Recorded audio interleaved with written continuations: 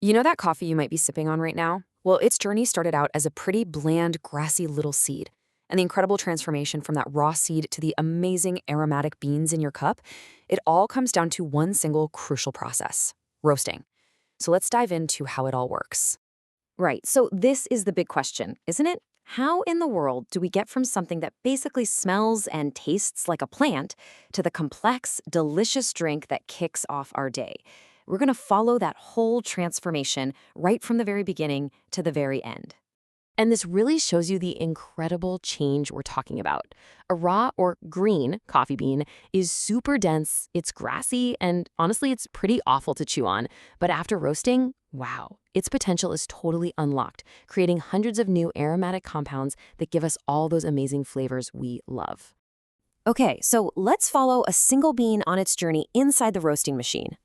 This is where all the action happens, where all the physical changes take it from that raw green seed to the familiar brown bean we all recognize. You see, the roasting process is like a perfectly timed performance. First, any moisture left inside the bean has to evaporate. That's the drying phase. Then it starts to turn yellow and smells a bit like toast as things heat up. But the real drama, that starts at what's called the first crack, which is an actual audible pop. After that, you hit the development phase, where the roaster really fine-tunes the flavor. And for really dark roasts, there's even a second crack. So, that first crack, it's easily the most critical moment in the whole roast. Pressure from steam and gases builds up inside the bean until, pop, it cracks open to release it. You can literally hear a wave of cracking sounds in the roaster. Now, it's not like popcorn, it doesn't puff up. But this moment is the signal that serious flavor creation has just begun. It's the turning point where the bean stops tasting like a vegetable and starts tasting like coffee. And this is exactly why the time after that first crack is where a roaster's skill really, truly shines. This period, what they call development time, is where the final balance of sweetness, acidity, and bitterness gets sculpted. We're talking a matter of seconds, making a huge difference in how your coffee actually tastes. So, we've seen what happens physically, but why does it end up tasting the way it does? Let's get into the science of it a little. Roasters are basically playing with three main flavor levers during the whole process. First up, bitterness. This one's pretty intuitive, right? Think about making caramel. The longer and darker you roast the beans, the more bitterness develops.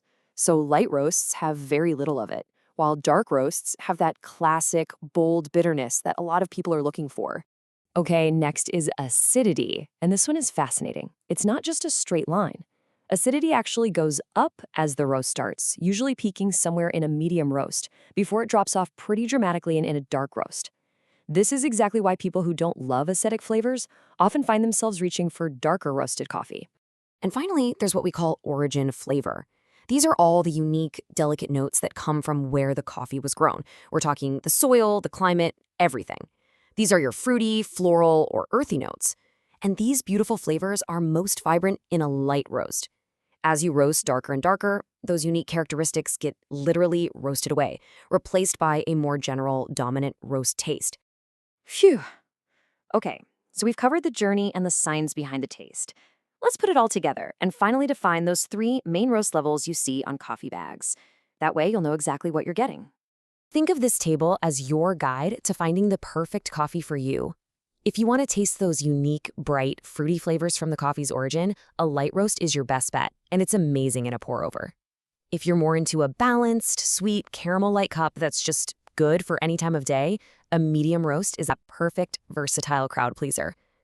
And if you're chasing that bold, nutty, chocolatey flavor with a rich body, a dark roast, which you can often spot by its oily sheen, is what you want, especially for espresso. But here's the thing you really need to remember. While color gives us a really good clue, the best roasters out there know that crafting amazing coffee is about so much more than just hitting a certain shade of brown. And this quote just says it all, doesn't it? You could have two beans that are the exact same color but taste completely different. And it all depends on how they got to that color. Was it a really fast, hot roast or a slow and gentle one? That's where the real art comes in. This is what roasters call a roast profile. It's basically their unique recipe for each coffee. They control the heat and the timing at every single stage to consistently create a very specific, delicious flavor. See, it's not just cooking, it's this precise, repeatable mix of science and art. So there you have it. You're in on the secrets behind the roast. The next time you see light, medium, or dark on a bag of beans, you'll know exactly what that means for the flavor in your cup. So the only real question left is, what does your perfect cup of coffee taste like? And what are you going to try next to find it?